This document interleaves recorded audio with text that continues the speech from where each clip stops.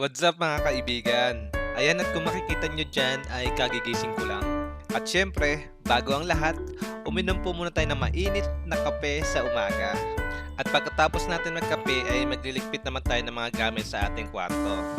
Ayan, at tinataas ko muna yung blinds natin dyan, at kung mapapansin nyo ay madilim pa po sa labas mga kaibigan.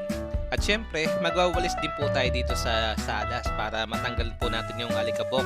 At for the vlog lang naman po ito mga kaibigan.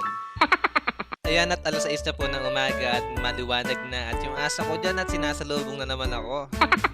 Panigurado, kukulitin na naman ako niyan.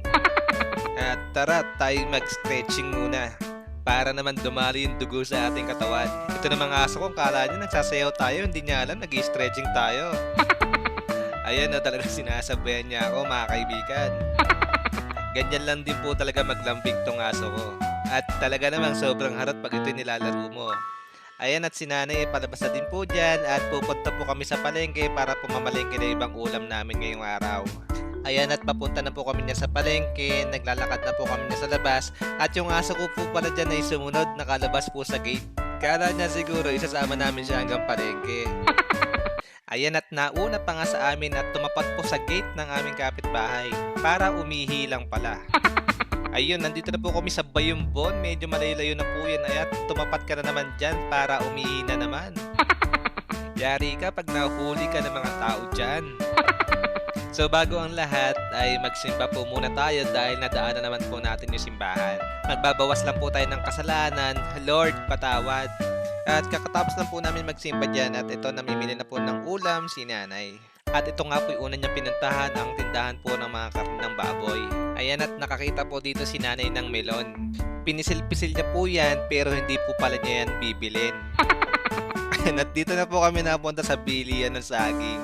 Pero ito, binili niya na po niya mga kaibigan. At yan, pumunta na po kami sa Fortune kasi naghahanap po siya dito ng sitaw, panahog po sa aming tinumes. Ayan, at dito ay nakakita na po siya ng sitaw at binili niya na po ito mga kaibigan. Si kuya dito, panayang tawa. Si nanay kasi panayang tawad. Kala mo naman ang daming kasalanan.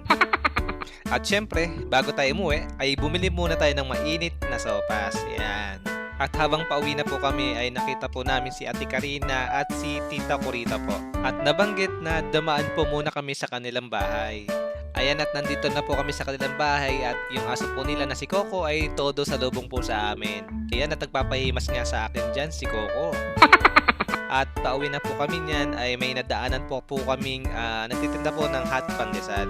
Bagay po kasing ipares po ito sa sopas. Ayan, at nakauwi na din po kami. Hindi naman ganun karami yung pinamili po namin.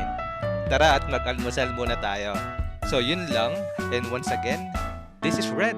And see you on my next video guys, and salamat!